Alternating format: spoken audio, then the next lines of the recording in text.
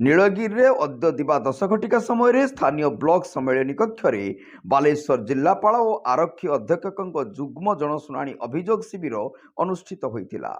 जन अभियोग शुणाणी शिविर में बालेश्वर अतिरिक्त जिलापाल श्रीजुक्त सुधाकर नायक, आरक्षी अधीक्षक सागरिका नाथ, जिला मुख्य चिकित्सा अधिकारी डॉक्टर दुलाल सेन जगदेव, पंचायत समिति अध्यक्षा श्रीमती शुभलक्ष्मी माझी, तहसीलदार श्रीमती दीप्तिमयी बेहेरा, बीडीओ श्रीजुक्त राहुल मंडल जोगदे अभियोगकारी मानकर अभियोग शुणाणी करथिले।